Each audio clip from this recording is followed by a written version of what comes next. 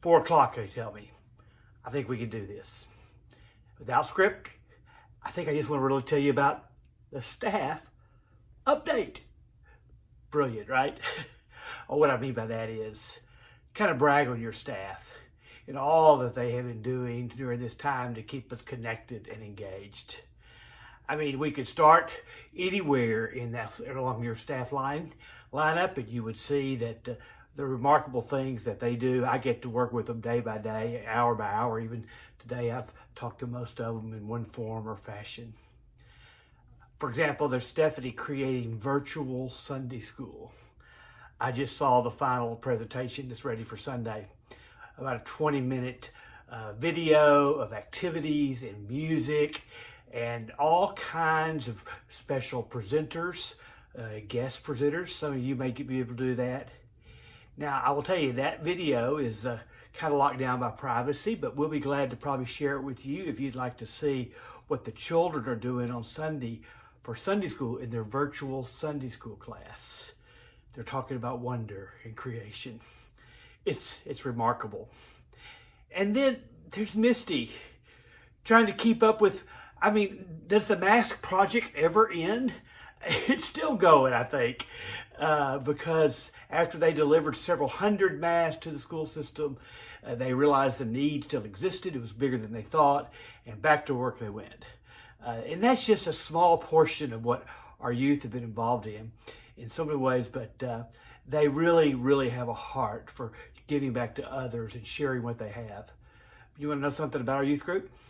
It's doubled, factor of 2 during this time of being away in persons participating in our youth group. And then there's Trevor.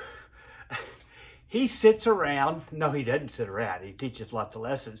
But in order to create the kind of worship experience, he has all kinds of little digital electronic toys that you're learning to appreciate week by week, whether it be "'Tis So Sweet to Trust in Jesus" or "Softly and Tenderly" the last few weeks. The production time to pull that kind of thing together is hours. But we want to offer the best quality worship experience we can, though we can't be there in person. And now, some of you like me have tagged him Dr. Joey. Dr. Joey is faithful as can be, creative as possible, and is absolutely gifted. Matter of fact, I tell you, you don't want to miss this week because Dr. Joey will be on the keys for a very special presentation of music during the Sunday morning worship service. And then there's Pastor Carter. Aaron is always thinking about how is it that we can continue to reach people, even though there's much difficult time of trying to reach people because we're apart. Oh yeah, and there's all those quieter things that are happening, those things in the background.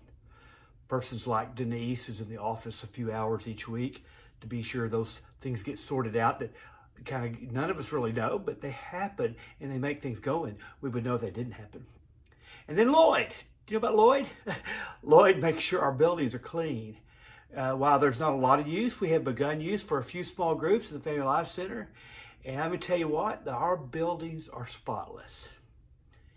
And Robin, just because the school is closed this summer and also now this fall, she's still working very hard to try to get that school back open in January.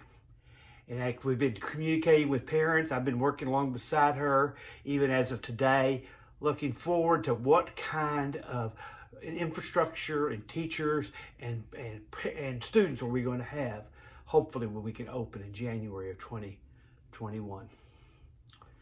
I could go on and on and on, tell you about staff and staff update.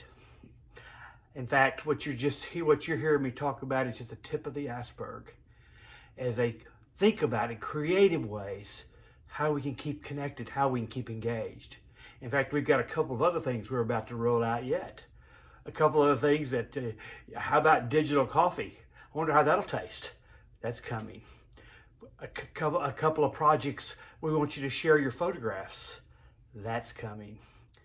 And I'll just go ahead and tell you one of the things we're working on for the future. How about an outdoor worship experience in October and November? We're still working on the details of that. I can't say, maybe I said too much now.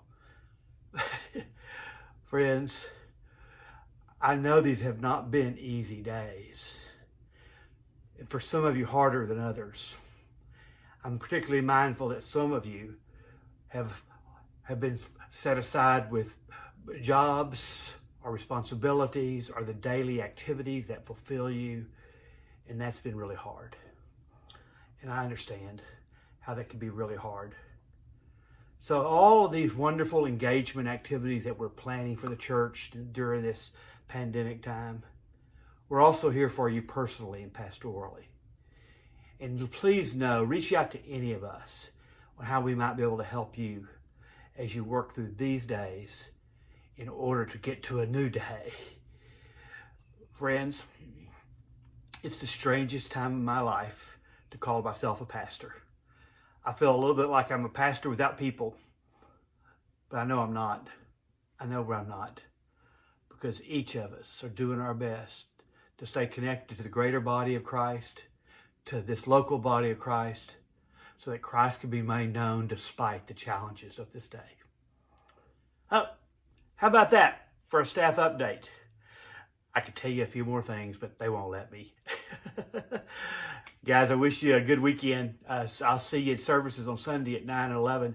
I'm at both of them. We're always chatting. We're always carrying on. Look forward to welcoming you. And again, have a great weekend. Take care now. Bye-bye.